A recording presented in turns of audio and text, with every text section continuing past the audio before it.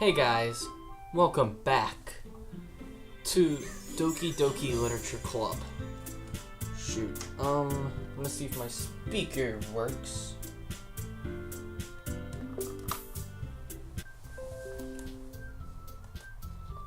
Alright, so we're gonna go back to Doki Doki Literature Club after a long ass time. The game, and here we go. Another day passes, and it's time for club meeting already. I've gotten a little bit more comfortable here over the past couple days. Hold on, the fucking volume's too fucking high. Volume's too fucking high. Entering the club room, the usual scene greets me. Hi, Kyle. Yo, Sayori. Looks like you're in a good mood today. I'm just still not used to you being in the club, that's all. I see. That's a pretty simple thing to get you in a good mood. But I guess it's always the simple things with you anyway. Speaking of which, I'm kind of hungry. Will you come with me to buy a snack? Oh yeah. Well, if you're Yuri, definitely. No thanks. Eh? That's not like you at all. I have my reasons. Why don't we take a look at your purse, Sayori? Why that all of a sudden? No reason, really. I just wanted to look at it. What the fuck? Sayori nervously retrieves her coin purse. She fumbles with the latch and gets it open. Then, she turns it upside down and lets its contents spill onto the desk. Only 2 small coins fall out. I knew it. Did something come out of my speakers? Hold on. That's not fair. Fuck, is there a ghost in here and shit?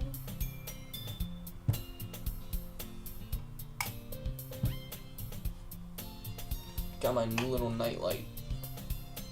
How did you even know? It's simple. If you had enough money in the first place, you would have bought a snack before coming into the club room. So, either you're not hungry and wanted an excuse to take a walk, or you plan to conveniently forget that you spent all your money so that I would lend you some. But there's one more thing. You're always hungry. And so that only leaves the one option. I can't do these noises. I mean, it's like 1 a.m. in the morning. I give up. Don't make me feel guilty. If you feel guilty, that means you deserve to feel guilty. Oh, gets back, Sayori. What you gonna do? Gonna whine and cry the whole time. Yuri has come to the rescue. Yuri suddenly giggles. Eh? I didn't notice she was listening in. Well, she wasn't even on the fucking screen, so her face is in her book as always. I don't see no fucking book. I don't even see her arms. Like it's sort of stuff. I wasn't listening or anything. Sure you weren't. I was just something in my book. Yuri, tell Kai to let me borrow some money. Don't get me involved. What the fuck, am I a stutterer now? Don't get me involved in like that, Sayori. Besides, you should only buy what you can responsibly afford. Fuck, I can't read, I'm illiterate. I'm as illiterate as a Ugandan child. And frankly, after pulling a mischievous little stunt like that, your suffering is fair enough retribution. Did I didn't mean that. He always makes his face. Like, you can't even see her eyeballs. I got too absorbed into my book. She get absorbed in his dick. What?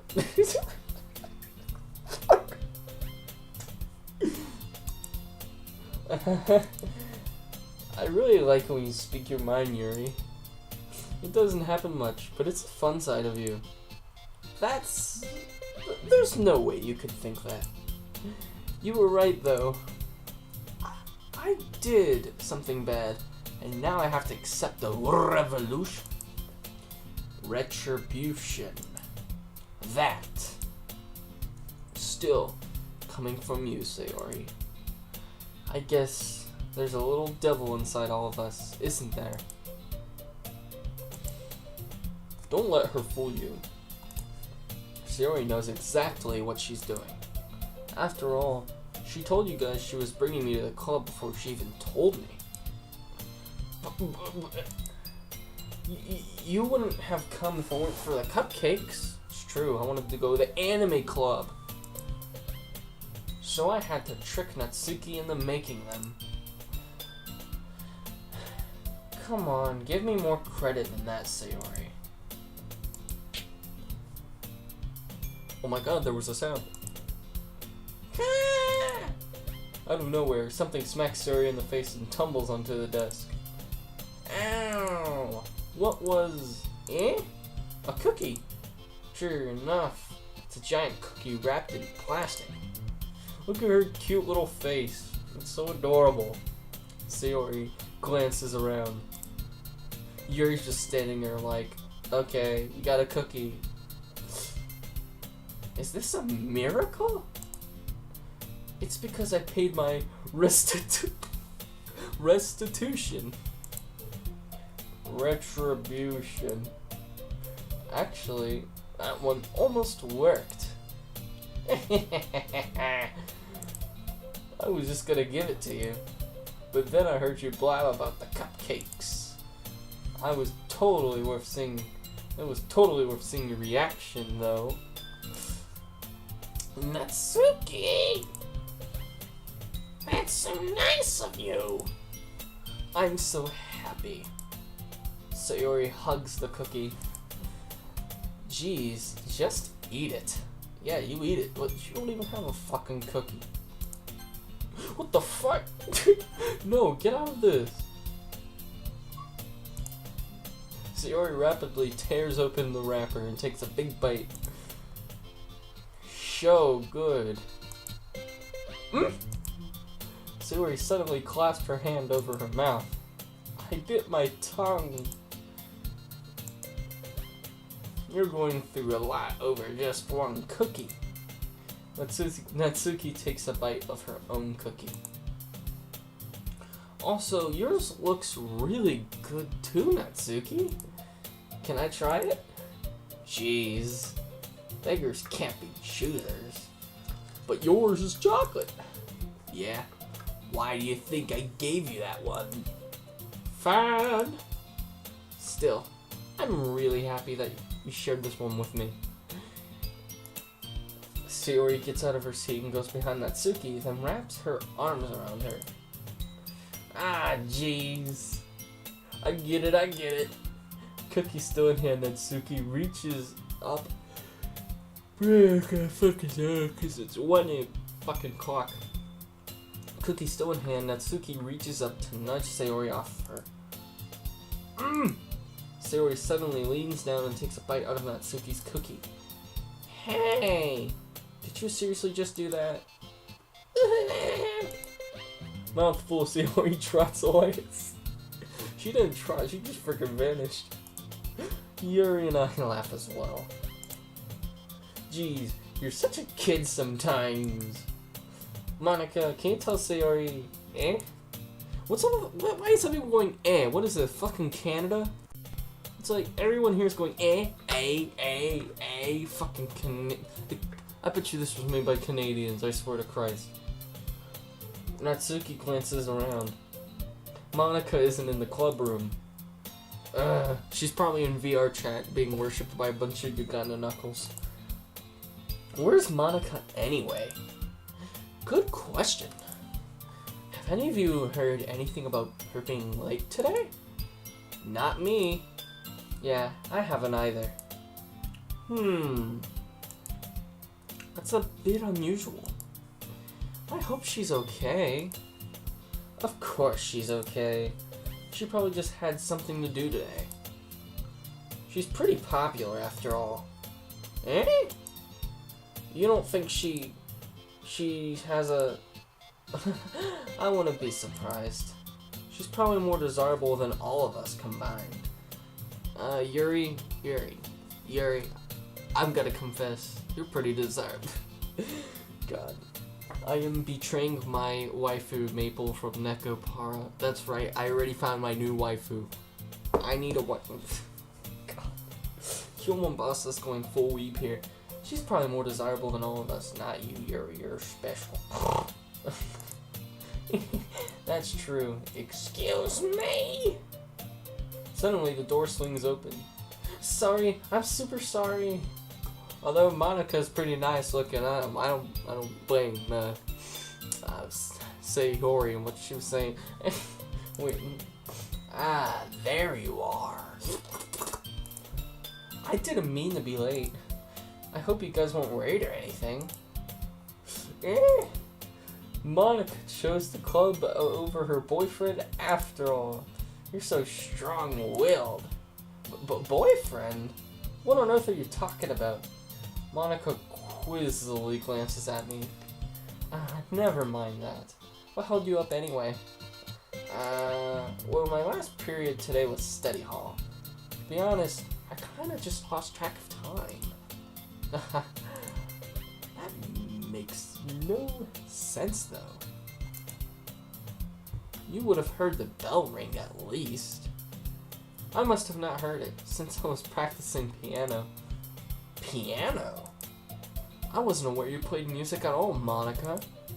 I don't really. I just kind of started recently. I've always wanted to learn piano.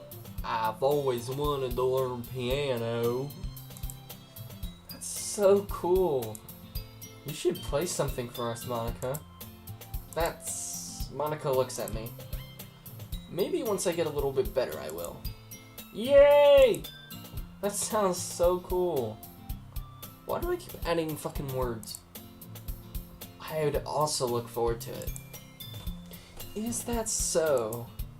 In that case, I won't let you down, Kyle. Yeah.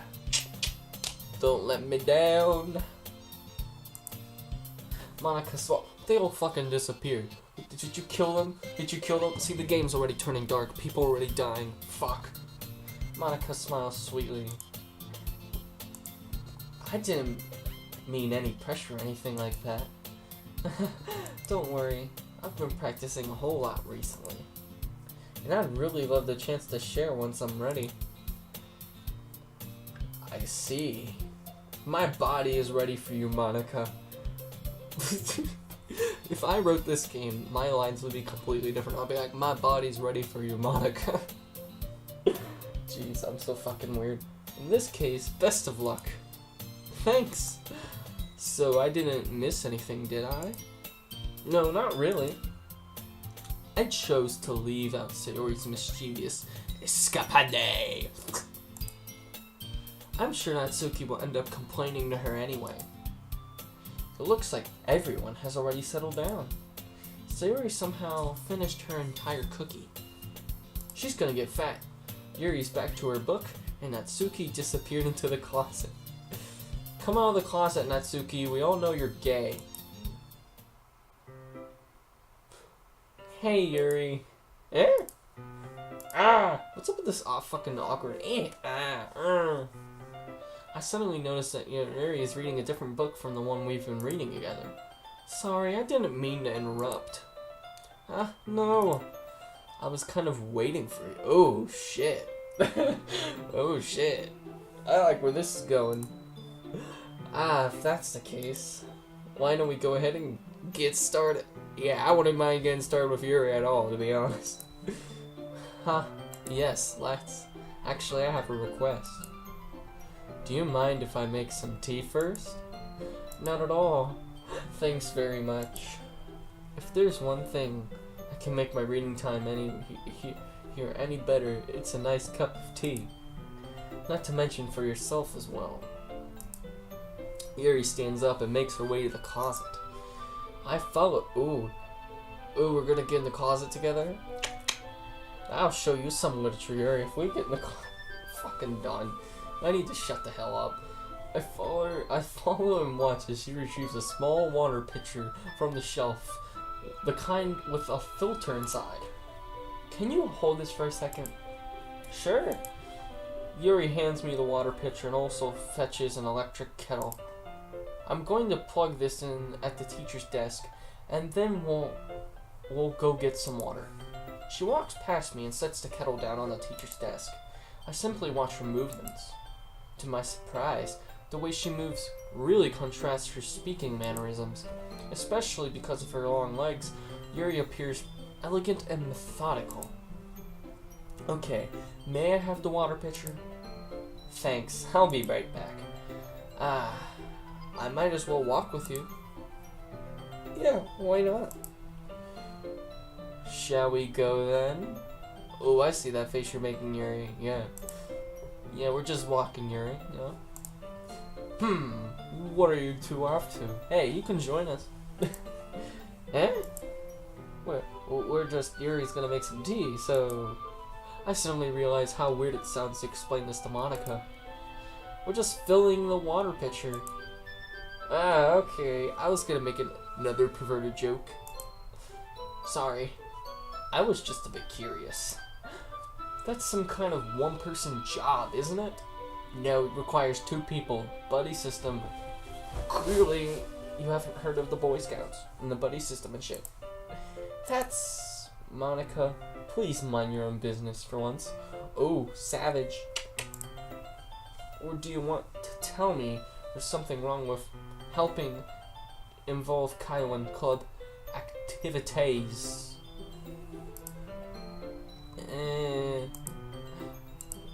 My mouth gapes. I suppose there's nothing wrong with that. Then let's go, Kyle. Oh, I'll go. Yuri quickly exits the room and I follow. Ooh, we're out in the hallway. Ooh. Fuck, what the fuck is wrong with me? She's probably telling me something serious and my fucking brain is... God damn it. I have... Once in the hallway, she suddenly puts her forehead against the wall. I spoke without thinking. How could I say something like that? Yuri, something about the way she said that made me feel so irritated. What's wrong with me? No, Yuri, I think you did the right thing. I wasn't expecting it, but it's also not right for Monica to judge people like that. Kyle, how come when I do something bad, you're being nice to me? Because nothing that you do is bad as you seem to make it in your head. Nobody's perfect. We have emotions. Oh, I can see your little smile. We have emotions, and we can't always hide them anyway. You can't always hide them away. Why am I'm fucking illiterate. But you always amplify things in your head. I always amplify things in my head. Your mind turns a light rain shower into a hurricane. No. Why wouldn't you hate me for something as terrible as that? Why would I hate you? I can't hate someone for having emotions. What kind of friend would do that? Friend, you say. Yuri lifts her head. Kyle, I really like being friends with you. Thanks, Yuri. I like being friends with you too. Friends with what? Friends with poetry. I feel kind of awkward saying something like that. But I'm doing my best to help Yuri feel better. Anyway, yeah. Shall we go? Yeah. Yuri and I walk to the nearest water fountain. Once we fill up the water pitcher, we return to the classroom.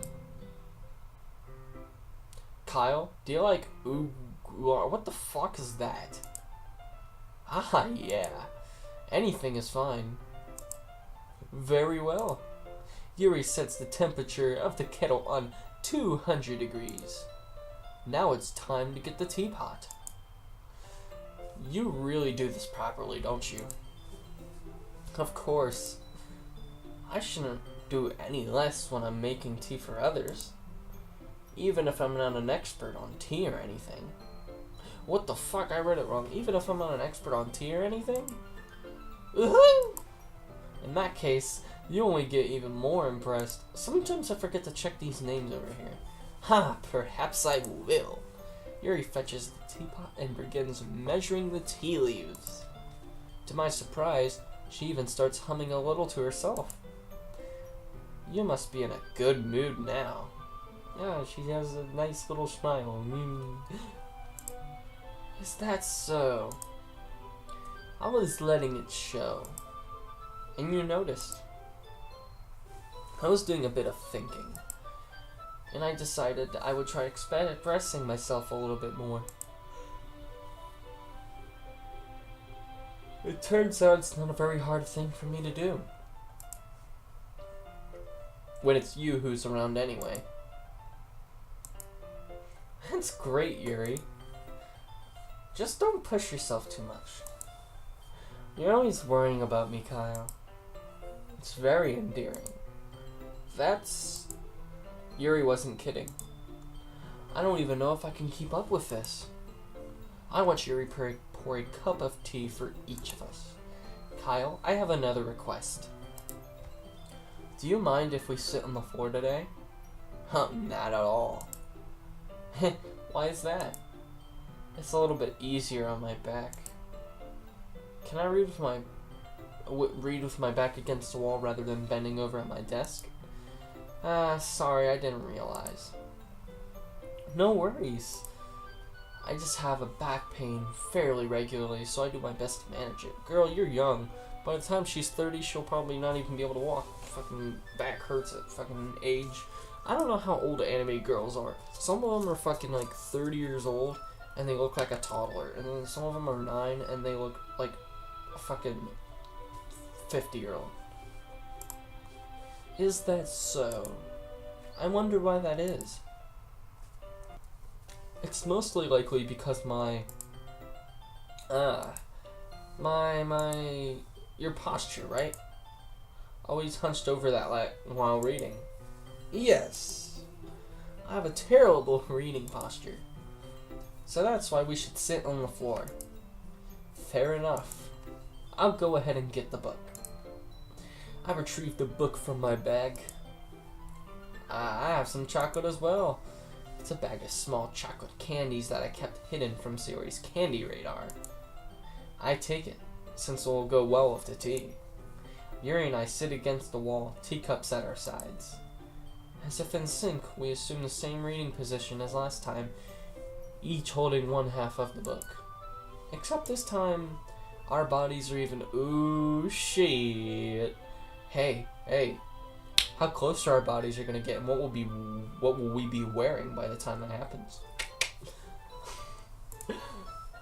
I can't see too well. Yuri slides closer until her shoulders are touching. How am I supposed to focus on reading like this? You don't. The only thing I'd read right now is Yuri, to be honest.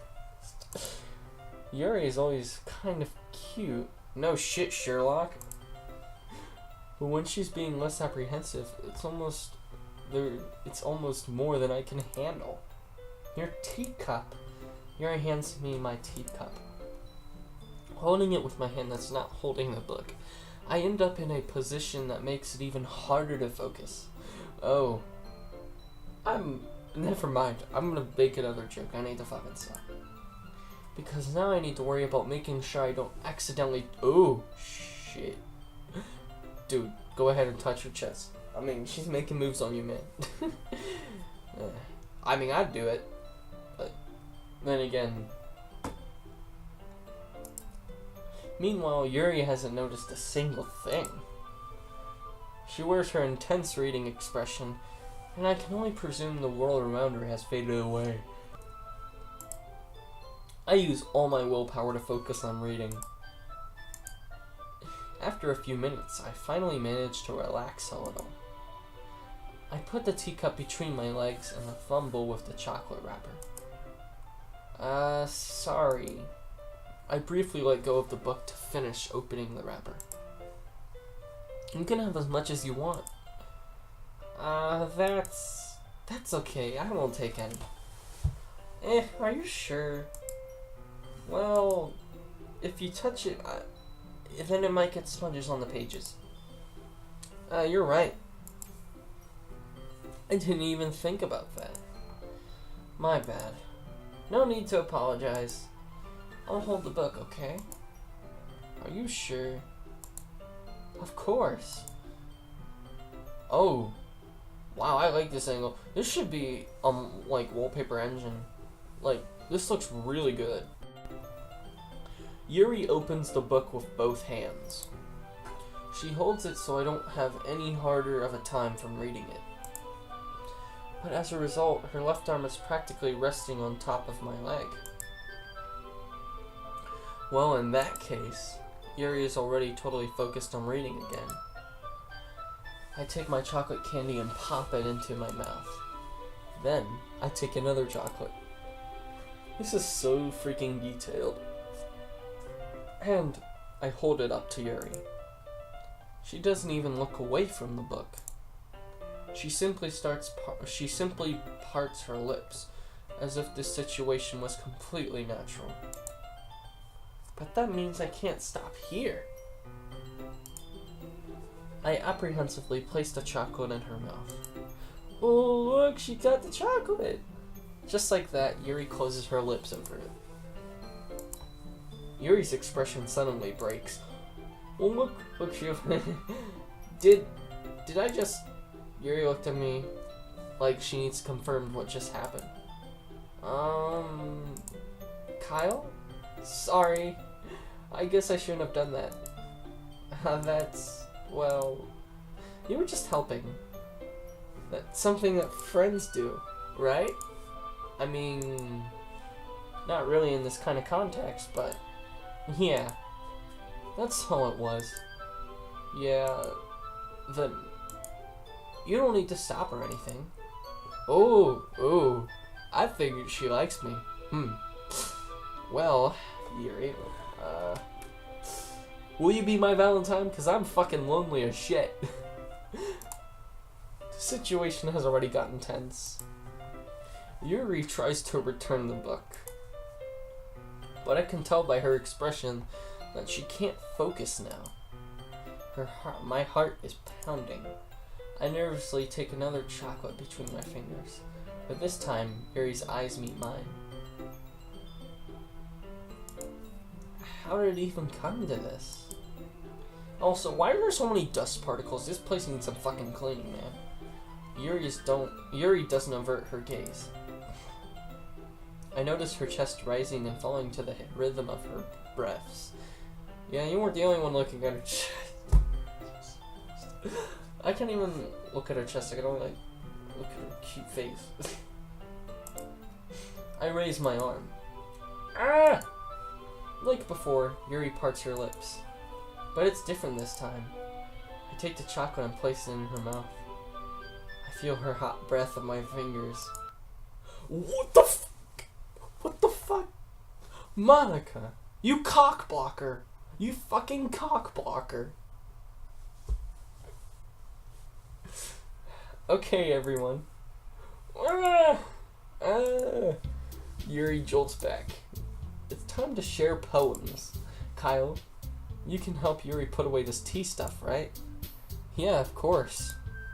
Okay, thanks. The spell is abruptly broken. I'll take care of the cups. Yeah. Yuri picks up the teacups from the floor. I pick up the bag of chocolates. In the end, we hastily clean up without so much as a word between us. I get this feeling that this is something neither of us will have the courage to bring up.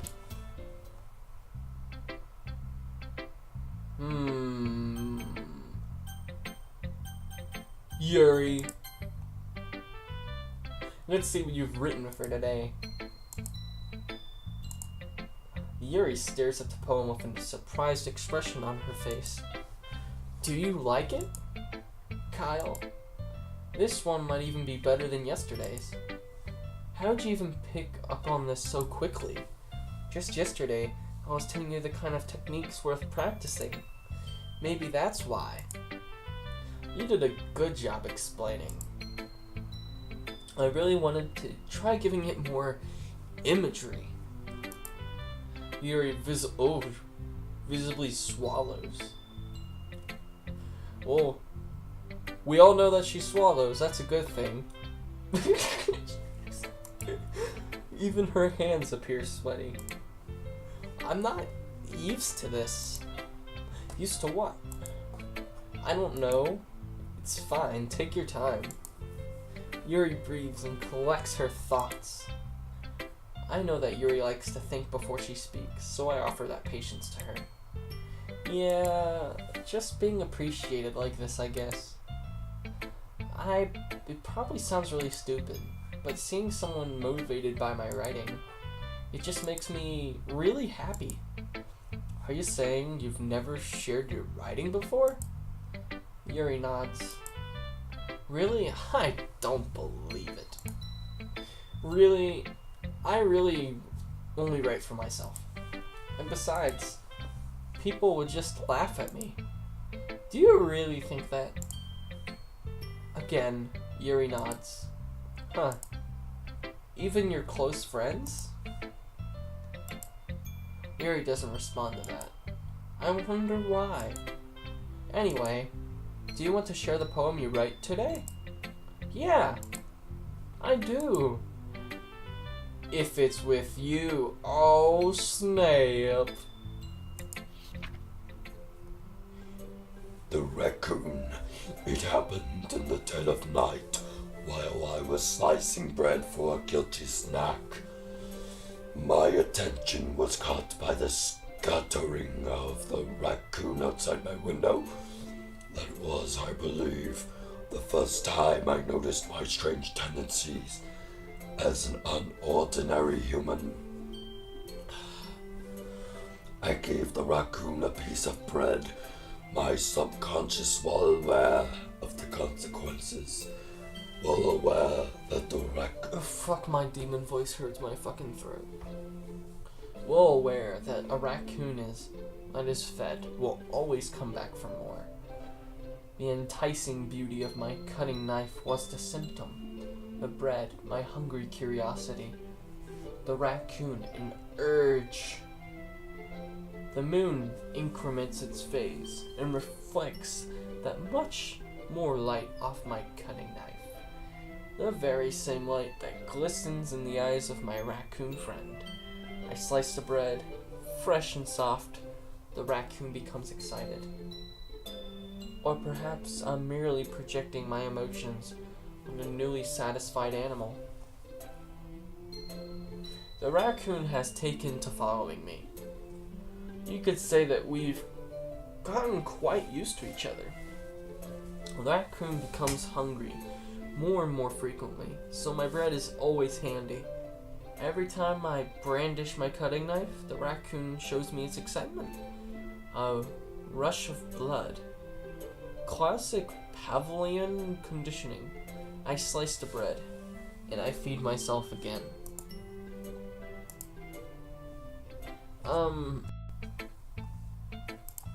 I was a little bit more daring with this one than yesterday's. I can see that. It's also a lot more metaphorical. I don't know if it's my fault, but I can't begin to imagine what this poem is about. That's right. It's a bit closer to my preferred writing style.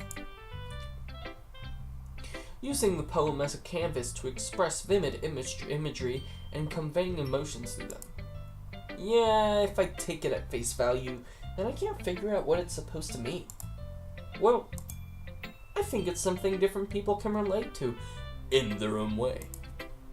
I wanted to express the way it feels for me to indulge in my more unusual hobbies.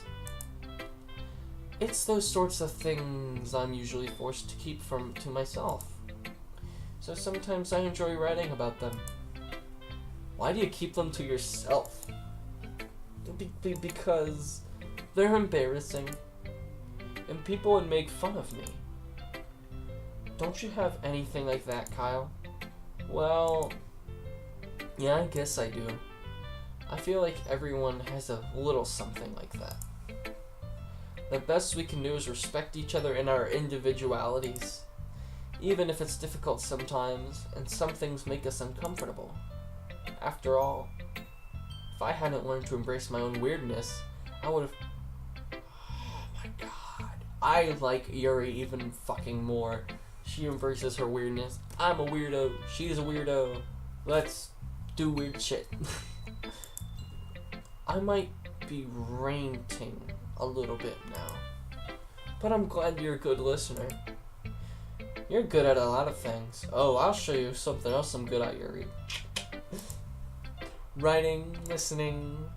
There really aren't many people like you, Kyle. That's exaggerating a little bit. It's just how I feel. I never thought I'd feel so comfortable sharing my writing, but now I almost feel like I look forward to it. It's just a really nice feeling. And you're to thank for that. It's nothing really. Yuri smiles sincerely at me. For just a moment, her timidness seems to disappear.